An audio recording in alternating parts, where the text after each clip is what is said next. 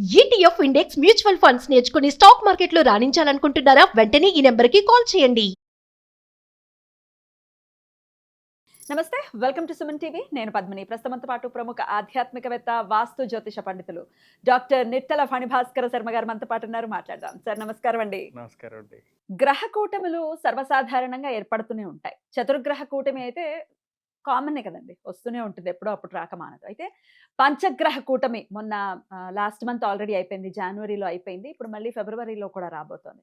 17వ తారీఖు పంచగ్రహ కూటమి ఏర్పడిపోతుంది. ఈసారి రాహుతో కూడి, అలాగే గ్రహణం కూడా ఉంది. భారతదేశంలో లేనప్పటికీ గ్రహణం కూడా ఉంది. ఈ పంచగ్రహ కూటమి ఎటువంటి ఇంపాక్ట్ ని చూపిస్తుంది? ఎన్నేళ్ల క్రితం వచ్చి ఉండాలి ఇది, మళ్ళీ ఎప్పుడు అంటే డెఫినెట్ గా రేరే కదండి, రాహుతో కూడింది కాబట్టి. మరి ఏమైనా దీని ఇంపాక్ట్ ఏమైనా ఉంటుందా? అంటే ప్రపంచం మీద ఉంటుందా, మనుషుల మీద ఉంటుందా, ఈ వ్యవస్థల మీద ఉంటుందా? అసలు ఏమిటి పంచగ్రహ కూటమి అంటే? పేరులోనే ఉన్నది పంచగ్రహ కూటమి. 5 గ్రహాలు కూడుతున్నాయి. ఇక్కడ కుంభరాశి యందు కూడుతున్నాయి. ఇప్పుడు ఫిబ్రవరి 17, 18, 19 తారీఖుల్లో చంద్రుడు ధనిష్ట నక్షత్రం నుండి పూర్వభాద్ర వరకు ఉన్నటువంటి రోజుల్లో విశేషం ఏంటి అంటే, అమావాస్యతో ఉన్నటువంటి రోజున ఇది ప్రారంభమై 3 రోజుల పాటు ఉంటుంది. తర్వాత చతుర్గ్రహ కూటమిగా ఉంటుంది. మరలా 22వ తారీఖున కుజుడితోటి కలిపి మరలా పంచగ్రహ కూటమి వస్తుంది. అది మాత్రం ఎక్కువ కాలం ఉంటుంది. ఈ కూటములు జరిగినప్పుడు ఏమవుతుంది అంటే, విశేషంగా ఇప్పుడు గురు శనులు కలవడం అదేం చిన్న విషయం కాదు. రవి రాహువులు కలవడం అది మామూలు విషయం కాదు. ఈ రవి రాహువులు ఏంటంటే, ఎప్పుడో సంవత్సర వ్యాప్తంలో ఒక నెల రవి రాహువులు కలుస్తారు. ఆ నెల వదిలిపెట్టేయాలి. దేనికి వదిలిపెట్టేయాలి అంటే, అంటే ఇది అతిశయోక్తిగా ఉండొచ్చు, కొంతమంది సిజేరియన్కి ముహూర్తాలు అడుగుతున్నారు. అడిగినప్పుడు మేమేం చెప్తామంటే, ఇటువంటి దోషాలు ఏమీ ఉండకుండా కొద్దిగా ఎర్లీగా వీలుంటే ఎర్లీగా చేసుకోండి. లేదు మనకి సావకాశం ఏమీ లేకపోతే భగవదాధీనం, వాళ్ళు ఎలా పుట్టాలంటే అలా పుడతారు. ఈ ఫిబ్రవరి నెలలో మాత్రం వీలున్నంత వరకు 16 లోపు కొంచెం డేట్ అటు ఇటుగా మీరు చేసుకోగలిగితే ఈ పితృదోషం అన్నది రాకుండా ఉంటుంది. ఈ పంచగ్రహ కూటమి ప్రభావం పడకుండా ఉంటుంది అని చెప్పి నేను చాలా మందికి సజెస్ట్ చేశాను. కొంతమంది తీసుకునే దాన్ని బట్టి అంతే, జన మరణాలు మన చేతిలో ఉండవు, అయినప్పటికీ ఉంటుంది. ఎందుకంటే రవి రాహు కలిసి ఉన్నప్పుడు పితృదోషం వల్ల అనేక రకాల సమస్యలు వస్తూ ఉంటాయి. రవి రాహులు ఎవరి జాతకంలో అది పితృదోషం కిందే చేస్తారు. అందుకని అది ఉండడం ఎందుకు? రవి వెళ్ళక మునిపే మనం ఈ సంతానోత్పత్తి అది అయిపోయింది అనుకోండి, ఇబ్బంది ఉండదు. ఇప్పుడు ఏమవుతున్నాయి? శుక్రుడు, బుధుడు, రాహువు, చంద్రుడు, రవి, ఈ 5 గ్రహాల యొక్క కలయిక వాయుతత్వ రాశి అయినటువంటి కుంభమందు జరగబోతూ ఉన్నది. కాలపురుషునికి ఇది 11వ రాశి. అందువల్ల లాభాన్ని చేకూర్చేటువంటి ప్రతి విషయము దెబ్బతినడానికి అవకాశం ఉంటుంది. అనగా ఇది ఆదాయ వనరుల మీద ఇంపాక్ట్ చూపించవచ్చు, లేకపోతేనేమో అస్థిరత్వానికి, లేకపోతేనేమో చాలా మందిలో మీరు గమనిస్తే గత 2 ఏళ్లుగా అసంతృప్తి అనేటువంటిది చాలా ఎక్కువగా ఉన్నది.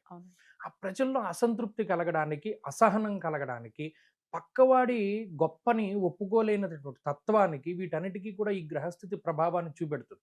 అందరి మీద ఉన్నది. ఇది వరకు ఇంత అసూయ ద్వేష భావాలు ఉండేటువంటివి కాదు. ఇప్పుడు ఏమైంది? మనకన్నా ఇంకొకడు వాడు కష్టపడే సంపాదించినా కూడా అదో రకమైనటువంటి ద్వేష భావం ప్రబలడం, ఇవన్నీ కూడా ఈ గ్రహస్థితి వల్లే జరుగుతాయి. రవిరాహువులు కలిసి ఉండకూడదు. అలాగే పాపగ్రహ అర్గళము అంటారు. వ్యయస్థానమందు కుజుడు, 2వ స్థానమందు శనేశ్వరుడు. అక్కడికి ఎన్ని గ్రహాలు అయిపోయాయి? 7 గ్రహాలు ఉన్నాయి. ఈ గ్రహాలన్నీ పాపార్గళంలో ఉన్నాయి. అందువల్ల ఆ సమయం దోషభూయిష్టమైనటువంటిది. దాన్ని వర్జితము, వదిలిపెట్టాలి అనేటువంటిది శాస్త్రమందు ఉన్నది. ఏమి జరుగుతుందండి అందులో అంటే, ఏదైనా ఇబ్బంది కలిగించేటువంటి అంశాలే ఎక్కువగా ఉంటాయి. అకారణంగా ప్రకృతి ఏదైనా ఇబ్బంది కలిగించడము, వైపరీత్యాలు ఉండడము. ఎన్నాళ్ల పాటు దీని ప్రభావం 2-3 నెలలు ఉంటుంది. అనగా ఫిబ్రవరి 17 నుండి ఉగాది వరకు చాలా ఎక్కువగా ఉంటుంది. ఆ తర్వాత కొంత తగ్గుతూ ఉంటుంది.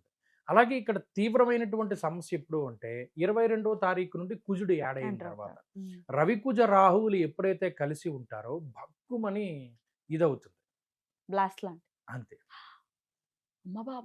అందుకని ఆ ప్రకృతి వైపరీత్యాలు లేదా మూకుమ్మడిగా ప్రజలు కొంత ఇబ్బంది పడేటువంటి అంశాల వైపు నుండి జాగ్రత్తగా మనం ఉగ్రదాడులు ఏమైనా ఉండే పరిస్థితి ఉండొచ్చా? అవకాశం ఉంటుంది. అందుకనే మనం జాగ్రత్తగా ఉండాలి.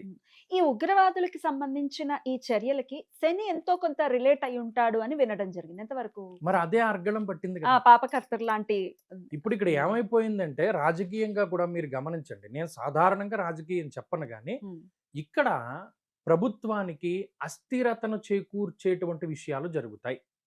అంటే కేంద్రమా లేకపోతే మొత్తం దేశవ్యాప్తంగానే జరుగుతూ ఉంటుంది. అంటే ప్రతిపక్షములు కొంచెం గొంతు ఎత్తడానికి అవకాశాన్ని కల్పించేటువంటి సంఘటనలు ఏమైనా జరగడానికి అవకాశం. ఇది ప్రభుత్వ తప్పిదం కాదు, ఇంకోటి కాదు, గ్రహస్థితి ఇబ్బంది.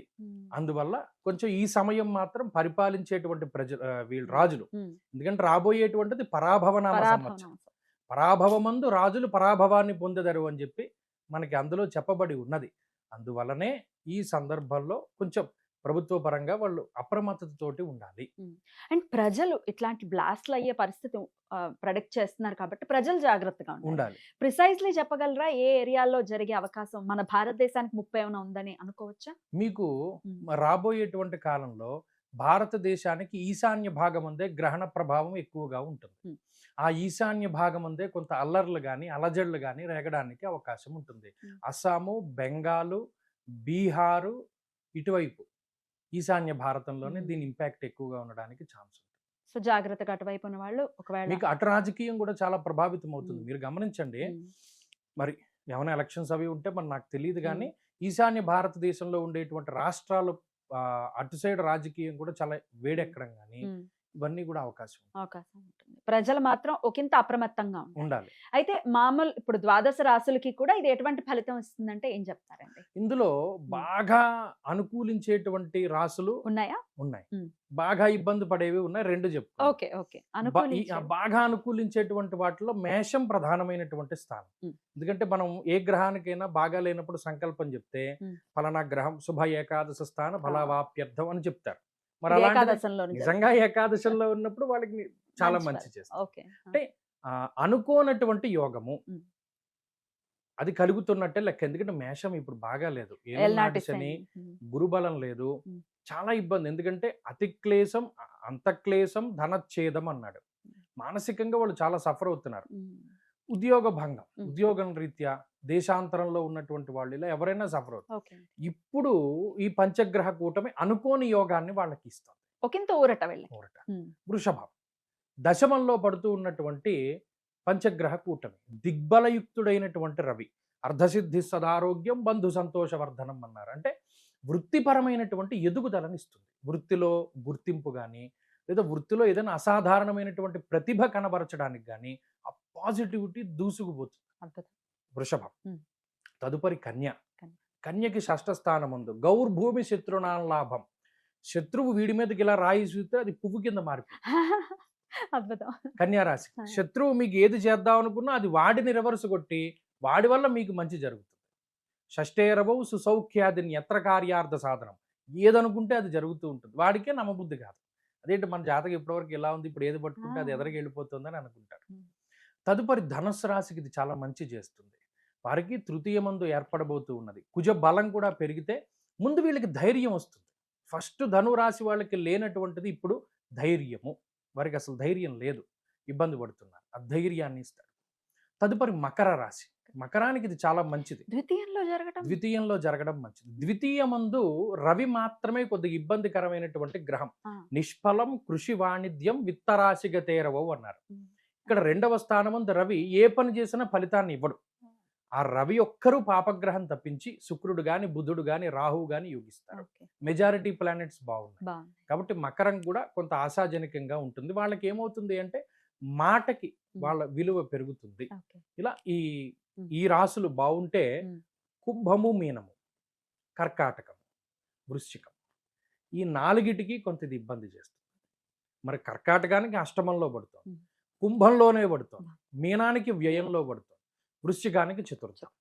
ఈ నెల ఫిబ్రవరి 17 దగ్గర నుండి ఉగాది వరకు వీరు జాగ్రత్తగా ఉండగలిగితే దీన్ని కూడా వీరు దాటగలుగుతారు. మరి మిథునం, సింహం పరిస్థితి ఏమిటి? మిథున రాశికి భాగ్యమందు పడుతూ ఉన్నది. విచారే నవమేరవవు. వాళ్ళ విచారమే ఉంటుంది తప్పితే దానివల్ల ఏం ప్రమాదం లేదు, అంత లాభము లేదు.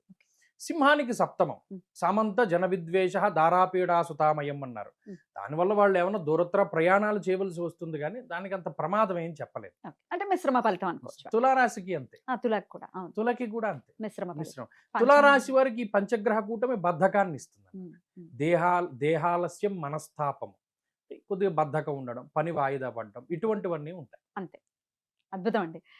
ఎనీవేస్ ఈ ఇబ్బందుల నుంచి బాగున్న వాడికి ఎలాగో బాగుంటుంది హ్యాపీగా, కానీ బాలేని వాళ్ళు మరి ఏం చేసుకోవాలి ఈ ప్రభావం నుంచి బయటపడాలి? బయటపడడానికి నిజానికి ఇది ఎప్పుడు పడుతోంది? అమావాస్య నుండి పడుతుంది. వీళ్ళందరూ శివరాత్రిని పట్టుకుంటే బయటపడిపోతారు. అద్భుతం. ఉమ్. శివరాత్రి ఏం చేయాలండి అంటే చక్కగా ఆ రోజు శివాలయంలో గడిపి ఉపవాసము, జాగరణ దీక్షలు. అసలు శివుణ్ణి పట్టుకున్న వాడిని మ్మ్. గ్రహములు ఏమి చేయగలుగుతాయి? అంతే. ఏమీ చేయలేవు. అంతే. అందుకని శివారాధన చేస్తూ మ్మ్. ప్రత్యేకించి ఈ నెల రోజులు ప్రదోష కాలంలో శివాష్టోత్తర శతనామావళి స్తోత్రం గనక చదవగలిగితే మ్మ్. వాడు బయటపడు. 5-10 నిమిషాలు వెచ్చించుకోగలిగితే చాలు, వీటి గురించి భయపడాల్సిన అవసరం లేదు. అద్భుతం అండి, చాలా చాలా అద్భుతంగా మాకు వివరించారండి. కృతజ్ఞతలు. నమస్కారం అండి.